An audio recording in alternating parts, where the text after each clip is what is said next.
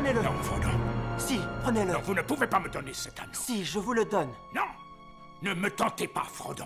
C'est bien dommage car cela lui aurait été utile pour éviter les pièges. Bah oui, il aurait pu utiliser CyberGhost VPN pour cavaler en toute sécurité. Comment ça tu ne sais pas ce qu'est un VPN? Lorsqu'on navigue sur le net du milieu, on laisse des traces et c'est comme cela qu'on s'expose aux pirates. Le VPN est un outil qui te rend invisible sur internet, cryptant tes données grâce à un tunnel sécurisé pour naviguer sans être inquiété. Mon utilisation préférée est de pouvoir me géolocaliser où je veux dans le monde, ce qui me permet d'accéder à un catalogue inédit de films et séries sur mes plateformes de VOD favorites comme Netflix, Disney+, ou Amazon par exemple. Mais ce n'est pas tout car un seul abonnement peut protéger jusqu'à 7 appareils en même temps. Comme ça, tu peux en faire profiter tous tes proches, d'autant que c'est dispo sur toutes les plateformes, Windows, iOS, Android, etc. C'est simple, rapide et ça ne te coûte qu'un clic grâce à une vitesse d'affichage quasi instantanée et une protection renforcée. Alors, es-tu convaincu? Je crois que ça me fait de l'effet. Pour surfer en toute confiance, je t'offre la possibilité de bénéficier d'un abonnement avec une remise de 83%, soit 2,03 € par mois, ainsi que 4 mois offerts en cliquant sur mon lien dans la description. Merci beaucoup à CyberGhost VPN d'avoir sponsorisé la vidéo. Bon, à présent, il est temps de mettre le cap sur la Terre du Milieu. Bonjour à tous, la dernière fois que nous avions parlé de la Terre du Milieu, c'était avec l'ultime épisode de la saison 1 des Anneaux de Pouvoir. Un épisode final qui ne m'avait pas laissé une bonne impression malgré des idées intéressantes, mais je reste tout de même ouvert pour la saison 2. J'espère de tout cœur que cette deuxième partie gommera les défauts de la première saison, tout en nous apportant de nouvelles choses intéressantes. Je vous propose donc en conséquence une vidéo d'analyse des dernières déclarations concernant cette future saison, car vous allez voir, il y a de quoi dire. Bonne vidéo à vous.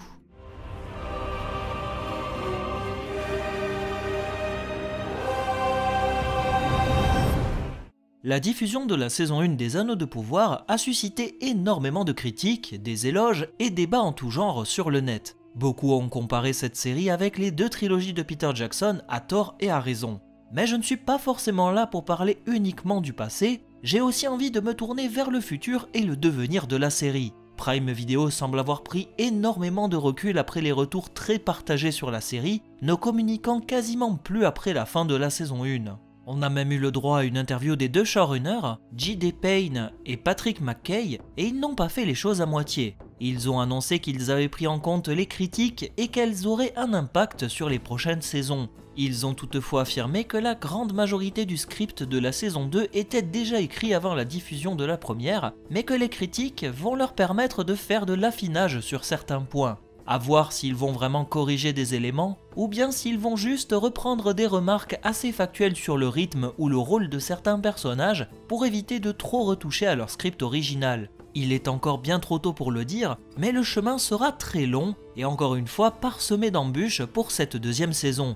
Je reste positif et j'espère que les prochaines déclarations seront là pour nous rassurer. Enfin, McKay, l'un des deux showrunners, a déclaré la chose suivante, je cite: « La saison 1 est un endroit où il y a une énorme quantité d'inventions qui se produisent entre les piliers et le canon. La saison 2 aura une histoire canonique, il y a peut-être des téléspectateurs qui se diront « c'est l'histoire que nous espérions avoir dans la saison 1, dans la saison 2, nous le leur donnerons ». Il semblerait donc que la saison 2 soit plus orientée sur une histoire canonique qui figure dans les livres. Il y a effectivement beaucoup de possibilités, ne serait-ce à travers l'histoire des anneaux, qui est le titre de la série je vous le rappelle, ou bien à Númenor, où le jeu de la politique aura son importance et où, moi le premier, je m'attendais plus à avoir des tractations politiques en saison 1. Je ne m'attendais pas non plus à un Game of Thrones, mais quand même avoir plus de sous-intrigues, trahisons et coups bas pour se hisser jusqu'au trône, c'était quelque chose que j'attendais d'un Pharazôn ou de Tarmiriel par exemple en saison 1. Bref, là aussi, on verra ce que tout cela veut dire et ce que ce showrunner entend par le fait qu'il parle d'une histoire canonique. Du point de vue du tournage, il semblerait que les choses sérieuses ont déjà commencé chez Prime Video avec un début de tournage qui s'est lancé au moment même où la saison 1 s'est achevée. Amazon semble vouloir rebondir très vite sur la saison 2, certainement gommer les défauts de la première saison et avancer vers le futur pour éviter une attente trop longue.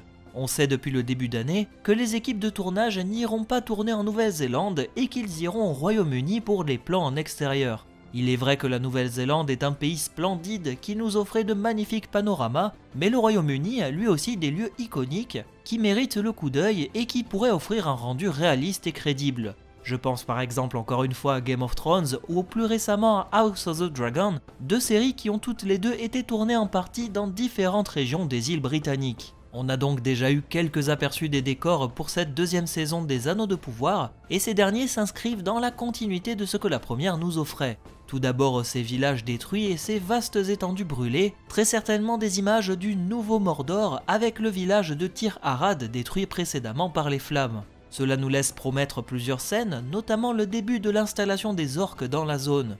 On nous avait aussi promis par le passé des femmes orques, qui pour rappel existent dans l'univers de Tolkien bien qu'elles n'étaient pas mentionnées directement. Je pense qu'on va voir le début de cette civilisation orque qui nous avait été entre guillemets promis dans la saison 1 et que je n'ai pour l'heure pas vraiment vu. De même, il serait intéressant de voir comment se déroulera la rencontre entre Halbrand et Adar, les deux leaders naturels des orques. Il ne faut pas oublier qu'Adar a avoué avoir tué son maître Sauron et qu'il semble ignorer la véritable identité d'Halbrand. Il est donc fort à parier qu'il y aura une rivalité entre les deux pour la domination des orques ainsi que pour ce nouveau territoire, à moins qu'Adar ne se soumette au Seigneur du Mal. Ou bien, là c'est une autre interprétation possible de ce décor, on va voir comment Isildur s'en sort après le départ de son peuple pour retourner à Númenor. Il est également possible que tout ce que je viens de vous dire soit mélangé en même temps et qu'on suive à la fois les intrigues entre Halbrand et Adar d'un côté et enfin Isildur de l'autre. Deux intrigues qui vont inexorablement vivre côte à côte.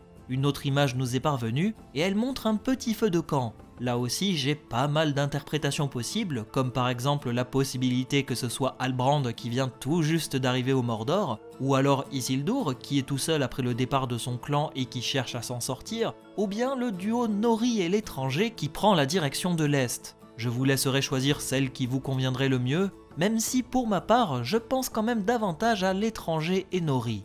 Enfin, une autre image nous dévoile une pierre gravée de runes. Il faut savoir que ces runes très particulières font partie intégrante de l'univers de Tolkien.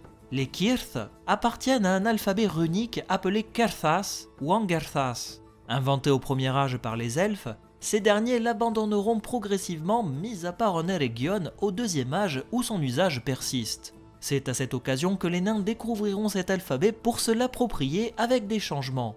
Ils en deviendront les seuls utilisateurs au deuxième puis au troisième âge, faisant croire à tort qu'ils en sont les inventeurs, même s'il peut arriver de trouver des variantes chez les orques, hommes de Dale et Rohirrim. Sur cette inscription en Cirth, on peut donc y lire la chose suivante, Harbour by the Sea, qu'on peut traduire en port au bord de la mer. Beaucoup pensent qu'il s'agit d'une indication à l'approche de Pelargir, la cité des hommes où semblent se diriger les survivants de Tir Arad emmenés par Bronwyn et Arondir. Cependant, comme les hommes du sud ne font pas partie des utilisateurs potentiels des runes Cirth, cela permet aussi d'avancer une autre hypothèse. Il est ainsi possible que cette inscription soit en réalité proche de Mithlond, autrement dit les Havres Gris, une cité elfique construite en l'an 1 du deuxième âge par l'elfe Círdan. Cela correspond en tout point à cette cité portuaire située non loin de l'Eregion, le fait également qu'on parle d'un port avec une vieille langue elfique.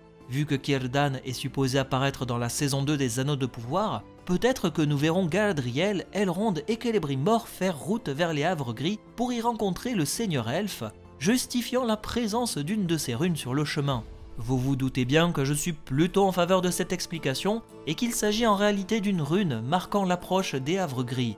Reste à voir comment cette ville nous sera dévoilée, si elle aura une grande importance dans l'histoire, et si son design se rapproche de celui imaginé par les artistes ayant travaillé sur le Retour du Roi de Peter Jackson. Pour rappel, cette cité était apparue très brièvement à la fin du troisième film. Ceci m'emmène à l'arrivée des nouveaux personnages dans cette saison 2, et ils seront très certainement nombreux. D'ailleurs, petite alerte spoil, vous avez un timecode en bas à gauche si vous souhaitez zapper ce passage.